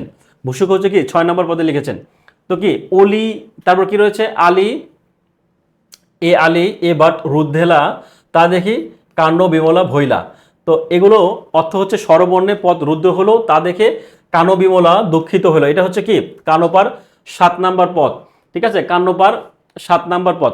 একটা কথা মাথায় আসলো, এই জিনিসটা দেখে বারবার মাথায় যাচ্ছে, একটু শেয়ার করি। সেটা হচ্ছে কি ভুসুকোপাকে কিন্তু এই দুই ক্ষেত্রে আমি অর্থ এবং পদ দুইটার ক্ষেত্রে কিন্তু আমরা ভুসুকো দেখতে পাচ্ছি। তার মানে আমি ধরে নিচ্ছি ভুসুক থাকলেই এটা কি ভুসুকপাল লেখা। তো এখন এই 6 নাম্বারটায় যে পদ সেটা আমরা মনে রাখতে পারি এইভাবে যে আমরা নর্মালি কি করি, ক্রিকেট খেলার ক্ষেত্রে অনেক সময় হয় না যে একদম ছক্কা মেরে দেয় সাকিব আল হাসান যখন ব্যাট ধরে, বা মাশরাফি বা যারা আসলে আমাদের বাংলাদেশের প্লেয়ার রয়েছেন তারা যখন 6 দেয়, একটা শট করে 6 হয়ে যায়, তাই না? যখন 6 মারা হয় তখন নর্মালি কি হয় যে শেষ বলে 6 লাগবে। এখন শেষ বলেই সাকিব আল হাসান কি করলো, একটা জোরে একটা ব্যাট হাঁকায় দিয়ে 6 রান করে কিন্তু বাংলাদেশকে জিতিয়ে দিল। তাহলে পুরস্কার স্বরূপ কি তাকে কি হরিণের মাংস খাওয়ানো যায় না? হরিণের মাংস কিন্তু তাকে খাওয়ানো যাইতেই পারে। তো যাই হোক, আমরা হরিণের মাংস না খাই, তাকেও না খাওয়াই, কারণ হরিণের মাংস কিন্তু শিকার করা কি নিষিদ্ধ, বা আমরা হরিণের মাংস পাবো না সচরাচর। সুতরাং আমরা জাস্ট হরিণের মাংস না খাওয়াই, আমরা অন্য কিছু খাওয়াই। বাট আমরা এইটুকু জানলাম যে 6 মারলে কি বাংলাদেশ জিতে যায়, তাই তো? যাই হোক, আমরা বাংলাদেশকেও জিতাচ্ছি না আপাতত। তো আমরা এইভাবে মনে করতে রাখতে পারি, যেখানে বলাই আছে যে হরিণের মাংসই, তাই না? তো 6 মারার পরে কি হরিণের মাংসতে কি নাস্তা করবে, খাবে, ব্যাপারটা এরকম। যাই হোক, তো এইটা হচ্ছে কি এভাবে মনে রাখতে পারি, ষষ্ঠ পদ ভুসুক হচ্ছে ষষ্ঠ পদ, 6 নাম্বার পদ এবং হরিণের মাংস থাকে। যাই হোক, এইভাবে আমরা চাইলে মনে রাখতে পারি, বা আপনারা নিজেদের মতো করে মনে রাখতে পারেন। পরবর্তীতে খেয়াল করি আলী এ আলী, তো আমরা একটু আগে দেখলাম এটা হচ্ছে কি কানোবার 7 নাম্বার পদ। পরবর্তীতে আরো কি কি রয়েছে, নগর বাহিরে রে ডম্বি তহিরি। তো এটার অর্থ হচ্ছে কি নগর বাহিরে রে ডমনি তোর কুড়ে ছুঁয়া ছুঁয়ে যাসরে ব্রাহ্মণ নেড়ে। এটা কান্নপার 10 নাম্বার পদ, এটা হচ্ছে কান্নপার 10 নাম্বার পদ। পরবর্তীতে খেয়াল করি এই জিনিসগুলো হয় কি, এই জিনিসগুলো যেগুলো পদ রয়েছে এই পদগুলো মনে রাখা খুব কঠিন। আমরা কখনোই এই পদগুলো মুখস্থ করব না, জাস্ট রিডিং পড়ব। নর্মালি পরীক্ষায় যেটা আসে যে এই পদের অর্থ কি, আপনি জাস্ট যখন রিডিং পড়বেন, বারবার প্র্যাকটিস করবেন, 3-4 বার রিডিং পড়লে এই অর্থগুলো অটোমেটিক্যালি আপনি জেনে যাবেন। যাই হোক, আমি আর ওভাবে পড়াচ্ছি না, এখানে স্লাইডে দেখতে পাচ্ছি, ঠিক আছে? এই সবগুলো হচ্ছে কি একটু আমরা রিডিং করে পড়ে নিব আমরা। এখানে সবগুলো পদের নাম দেওয়া রয়েছে এবং কিছু অর্থ দেওয়া রয়েছে যেগুলো আসলে পরীক্ষার জন্য গুরুত্বপূর্ণ, ঠিক আছে? তারপর কি তালত মোড়, এটা কিন্তু গুরুত্বপূর্ণ, খেয়াল করে, এই যে এটা খুব গুরুত্বপূর্ণ। তালত মোড় ঘর নাহি পরবেশী, হারিত ভাত নাহি নীতি আবেশী, ঠিক আছে? এটা কিন্তু কার, এই যে একটু আগে আমরা জেনেছি কি ঢেন্ডন পা 33 নাম্বার, তাই না? টিলাতে প্রতিবেশীহীন আমার বাস, অর্থাৎ হাড়িতে ভাত নেই অথচ প্রতিদিন অতিথি এসে ভিড় করে, এটা কিন্তু আমরা একটু আগে জেনেছি। এই যে ঢেন্ডন পা 33-এর সাথে সম্পৃক্ত। ওকে, তারপর কি ব্যঙ্গ সাপ চড়িল চড়িল যাই দহিল দুধু কি বেন্টে সামায়, এটা কার, এটাও কিন্তু ঢেন্ডন পা। ব্যাঙের দ্বারা সাপ আক্রান্ত হয়, দোহানো দুধ কি বাটে ঢোকানো যায়। যাই হোক, এই বিষয়গুলো আমরা একটু মনে রাখবো। এখানে অনেকগুলোই তো উদাহরণ দেওয়া রয়েছে, আমরা উদাহরণ দিকে না যাই, তো এই উদাহরণগুলো একটু খেয়াল করব। জাস্ট আমরা কি যারা আপনারা বই নিয়েছেন তারা তো আমাদের যে গ্রুপ থাকবে সেই গ্রুপেতেও আমাদের এই পিডিএফ গুলো পাবেনই। হ্যাঁ, তো যারা আসলে আপনারা বইটা কিনে নিয়ে আপনারা যারা এমনিতে ক্লাস করছেন চাইলে আপনারা নোট ডাউন করে নিতে পারেন, বাট আসলে পিডিএফ এর জন্য আপনাদেরকে এই বই করার মাধ্যমে গ্রুপে যুক্ত হওয়ার কোনো বিকল্প নেই। ওকে, তো আমরা এখানে দেখতে পাচ্ছি যে পদ, হ্যাঁ, পদ, অর্থ এবং কি রচয়িতা, এই 3টা বিষয়ই মূলত আমরা জানার চেষ্টা করব। তবে সব থেকে বেশি যেটা গুরুত্বপূর্ণ সেটা হচ্ছে কি এই অর্থটাই নর্মালি বেশি আসে। হ্যাঁ, অর্থটাই নর্মালি বেশি আসে, আর কত নাম্বার এবং ভুসুকপা এটা একটু কম আসে। তবে আমরা একটু জানার চেষ্টা করব, জাস্ট একটু রিডিং করব। আচ্ছা, এটাও দেখতে পাচ্ছি, জাস্ট পদ, অর্থ এবং রচয়িতা একটু পড়ে নেব। তো এখন একটু খেয়াল করি পরবর্তী স্লাইডে একটু আমরা দেখব, প্লিজ সবাই একটু মনোযোগ দেই। তানজিলা চৌধুরী কিয়া বলেছেন এই পদগুলো তো অনেক কঠিন। জি, এই পদগুলো কঠিন হলেও মজার ব্যাপার হচ্ছে এই পদগুলো পরীক্ষায় যদি আসে নর্মালি সাধারণত কি হয়, পদটা দেওয়া থাকে তার অর্থ বলতে বলা হয়। তো আপনি যখন একটু রিডিং পড়বেন, জাস্ট মুখস্থ পড়তে হবে না, জাস্ট আপনি একটু বুঝে যতটুকু পারেন একটু রিডিং পড়বেন, দেখবেন যে 4-5 বার রিডিং পড়লে আপনার মধ্যে একটা আয়ত্তে চলে আসছে, ঠিক আছে? আপনি চাইলেই সেভাবে এমনিতে অটোমেটিক্যালি মনে রাখতে পারবেন। তো এখন একটু খেয়াল করি চর্যাপদের কিছু গুরুত্বপূর্ণ শব্দের অর্থ, অর্থাৎ এখানে যে শব্দগুলো দেওয়া রয়েছে আমরা দেখতে পাচ্ছি প্রথমে রয়েছে কি শব্দ, এবং পরবর্তীতে দেওয়া রয়েছে কি এই শব্দের হচ্ছে একটা অর্থ, অর্থাৎ শব্দ এবং এই শব্দের হচ্ছে অর্থ, অর্থাৎ এটা মূল শব্দ।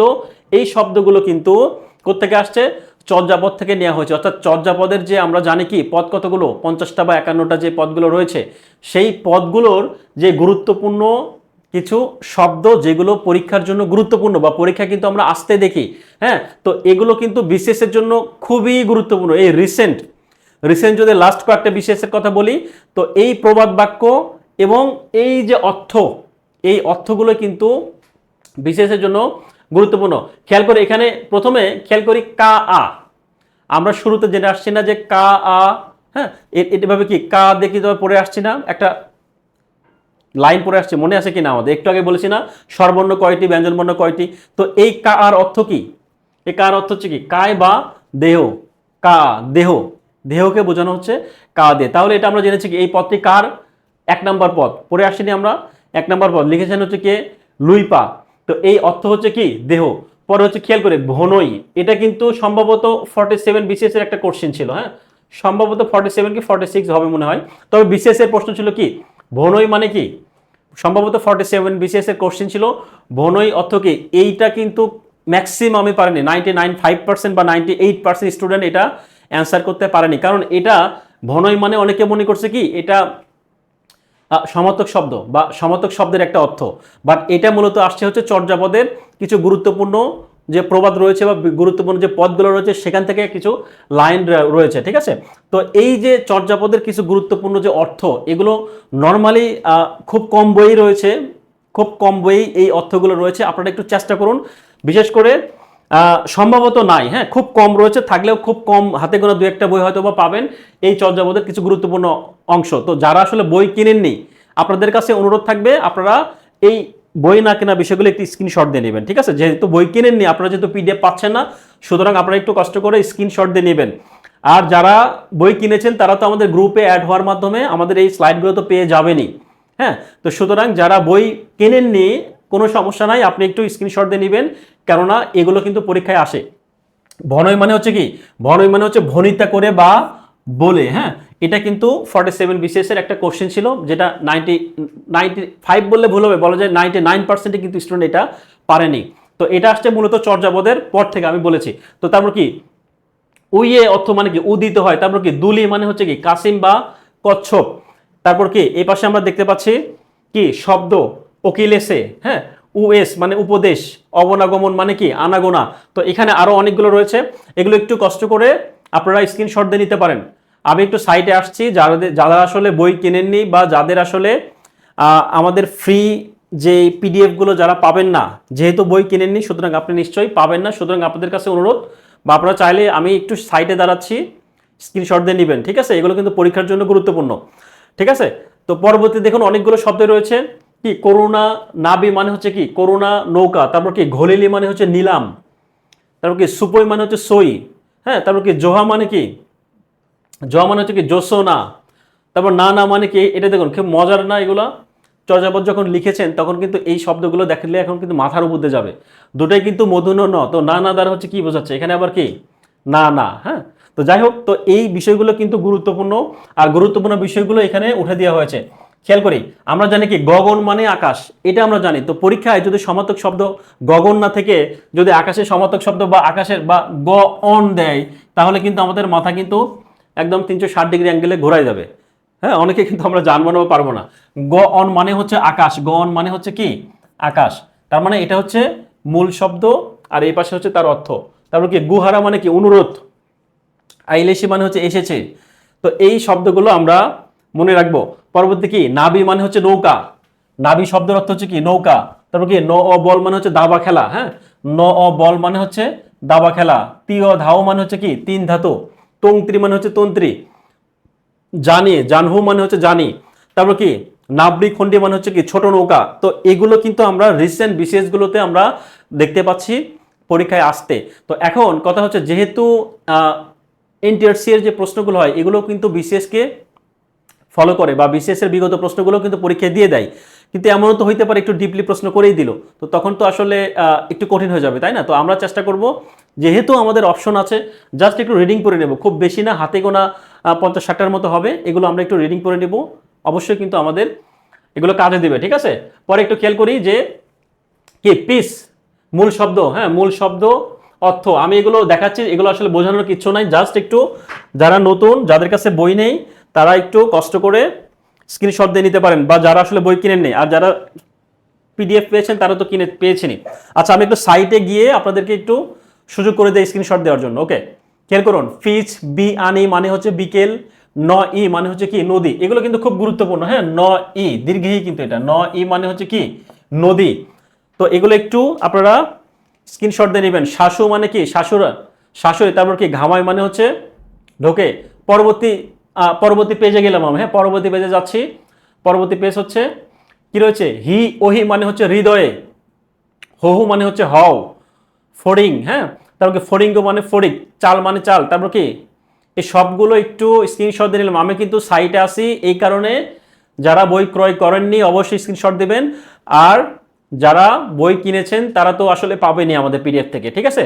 যারা বই কিনেছেন তাদের জন্য কোনো সমস্যা নেই, পিডিএফ দেওয়া হবে, পিডিএফ অটোমেটিক্যালি পেয়ে যাবেন। পরের লাইনটা একটু খেয়াল করি। আচ্ছা, এই কয়টায়, ঠিক আছে। তো আপনারা বইয়ের প্রসঙ্গ যেহেতু আসলোই, তো সুতরাং যেহেতু সামনে হেড টিচারের পরীক্ষা কিন্তু খুব সম্ভবত অক্টোবরে হয়ে যাবে, অর্থাৎ গত বছরের যে প্রধান শিক্ষকের যে পরীক্ষা হওয়ার কথা ছিল সেটা কিন্তু এখনো হয় নাই, মোটামুটি 3 মাসের মধ্যে হয়ে যাবে, অক্টোবরের মধ্যে। আমরা নিউজে আপডেট, লাস্ট আপডেট যেটা জানলাম যে অক্টোবরে হওয়ার সম্ভাবনা রয়েছে। একই সাথে কিন্তু কি আমরা নিউজে দেখতে পাচ্ছি এনটিআরসি এর সার্কুলারও কিন্তু হয়ে যাবে। তারপর সামনে কিন্তু আরো অনেকগুলো সার্কুলার কিন্তু চলে আসবে। আমরা কিন্তু প্রাইমারির সার্কুলার আসার কথাও কিন্তু আমরা এরকম শুনতে পাচ্ছি। তো সুতরাং এই সময়ে এখন আপনাকে প্রচুর পড়তে হবে, প্রচুর পড়তে হবে, প্রচুর প্র্যাকটিস করতে হবে, প্রচুর অনুশীলন করতে হবে।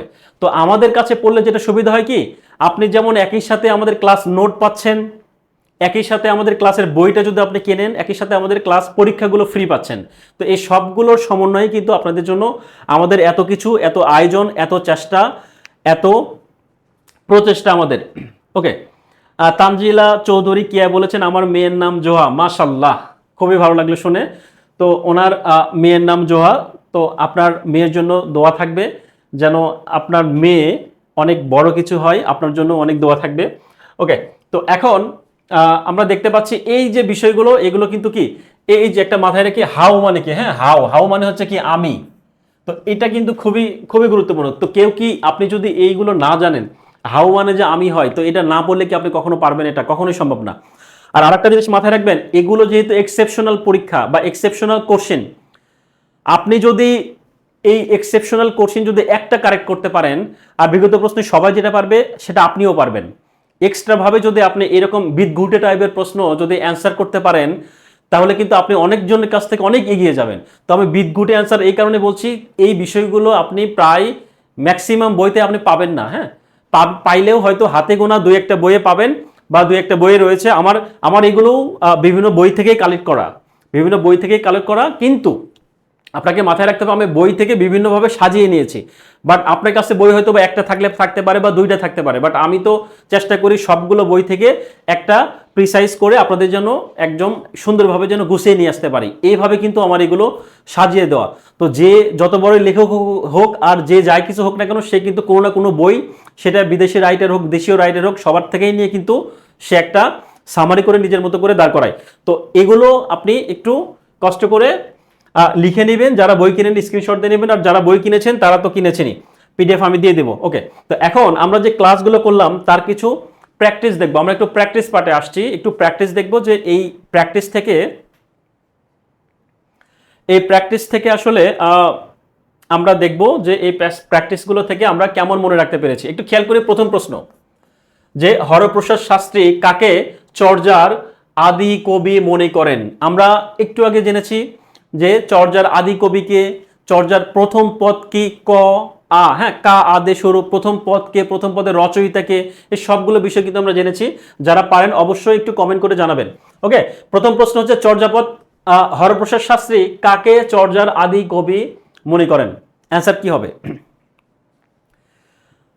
একটু কমেন্ট করে জানিয়ে দিন। হ্যাঁ, আপনারা একটু কমেন্ট করুন। আমার আরো কয়েকটা প্রশ্ন আছে, তো এই প্রশ্নগুলোও কিন্তু আমরা সমাধান করার চেষ্টা করব। জাস্ট আমি তাহলে অ্যান্সারগুলো করে দিই। হ্যাঁ, আপনারা অনেকেই হয়তো বা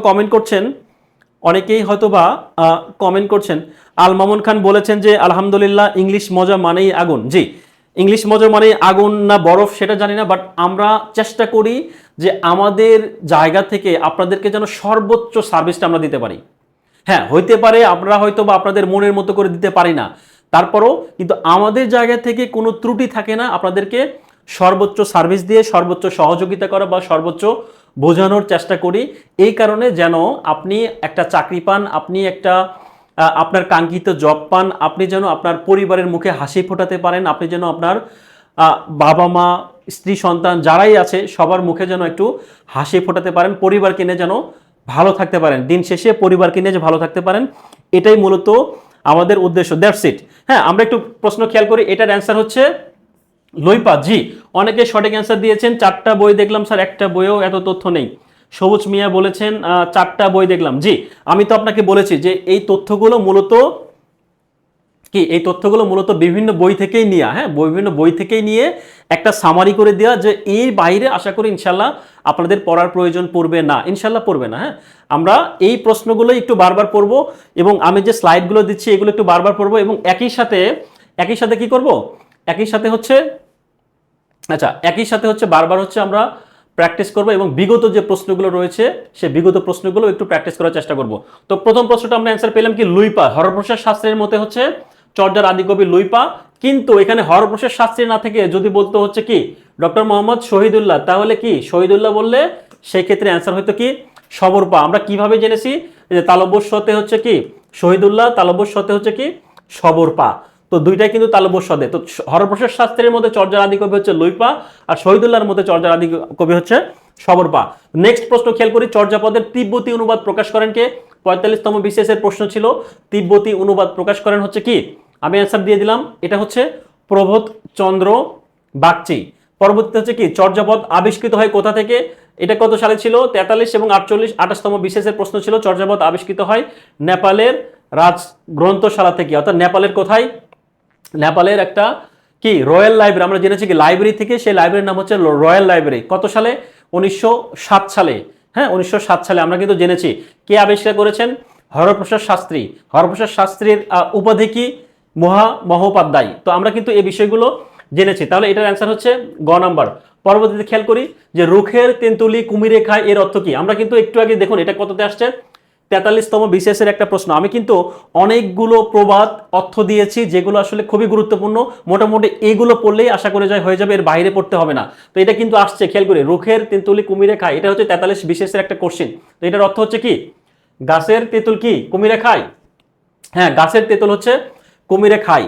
তারপর অ্যান্সার হচ্ছে কি, পরবর্তীতে কোন সাহিত্যকর্মে সান্ধ্য ভাষার প্রয়োগ আছে? সান্ধ্য ভাষা এর স্পেশাল বিশেষ 42তম বিশেষ কিন্তু কাদের জন্য ছিল? যারা ডক্টর তাদের জন্য ছিল 42তম বিশেষ, স্পেশাল বিশেষের একটা প্রশ্ন, যে কোন সাহিত্যকর্মে সান্ধ্য ভাষার প্রয়োগ রয়েছে। সান্ধ্য ভাষার প্রয়োগ রয়েছে কোথায়?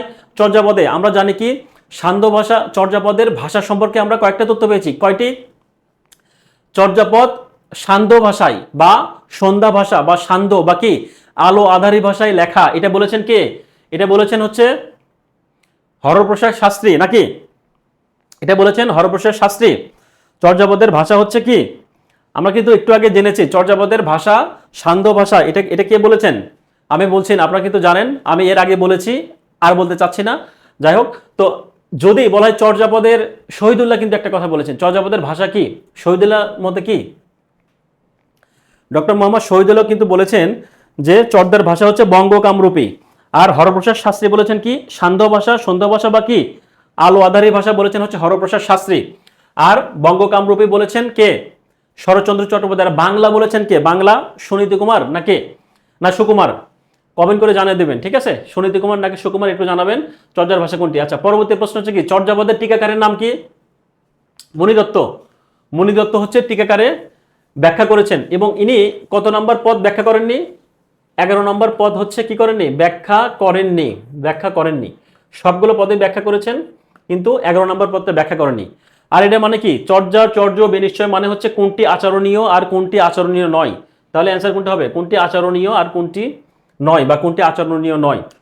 তারপর কি 8 নম্বর হচ্ছে চর্যাপদের কোন কবি বাঙালি ছিলেন?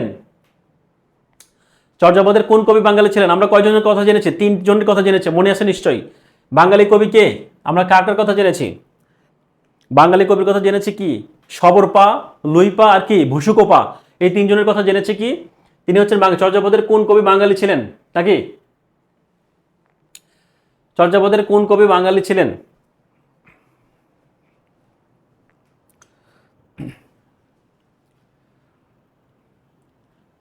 অ্যান্সার দিন। চর্যাপদের কোন কবি বাঙালি ছিলেন? এটা আমি অ্যান্সার দিচ্ছি না, আপনারা অ্যান্সার করবেন, ঠিক আছে? আচ্ছা, পরবর্তী প্রশ্ন কি? চর্যাপদের প্রবাদ বাক্য কয়টি? অ্যান্সার দিচ্ছি না, আপনারা অ্যান্সার করে নেবেন, ঠিক আছে? আপনারা জানেন আমি এগুলো অ্যান্সার দিচ্ছি না, আমি কিন্তু পড়িয়েছি, এই সবগুলো পড়িয়েছি যে এগুলোর অ্যান্সার কি। পরবর্তীতে কি 10 নম্বর কি রয়েছে সর্বশেষ? চর্যাপদের কবিরাজ ছিলেন কে? এটাও আমি অ্যান্সার দিচ্ছি না, আপনারা কি ক্লাস করেছেন সেটার উপর অ্যান্সার করবেন। ওকে, এই হচ্ছে আমাদের। আচ্ছা, অনেকেই কমেন্ট করছেন। আচ্ছা, আমরা এই 10টাই প্রশ্ন ছিল আমাদের আজকের যে ক্লাস ছিল, অর্থাৎ সাহিত্যে কিন্তু আমরা বলেছি যে নিবন্ধনের জন্য আমরা টোটালে ক্লাস করব হচ্ছে 5টা, সাহিত্যের জন্য 5টা ক্লাস নিব শুধুমাত্র এনটিএস এর জন্য। তার মধ্যে আজকে আমরা প্রাচীন যুগ জেনেছি, পরবর্তীতে আমরা নেক্সট ক্লাসে আমরা জানবো হচ্ছে মধ্যযুগ সম্পর্কে, এবং পরবর্তীতে আধুনিক যুগ থেকে আমরা 3টে ক্লাস নিয়েছি। এই টোটালে 5টা ক্লাসে আমরা সাহিত্যের যে অংশগুলো রয়েছে সেগুলো আমরা মোটামুটি জানার চেষ্টা করব। তো যাই হোক, আজকে এই পর্যন্তই থাকবে। সবাই ভালো থাকবেন এবং সুস্থ থাকবেন। আসসালামু আলাইকুম।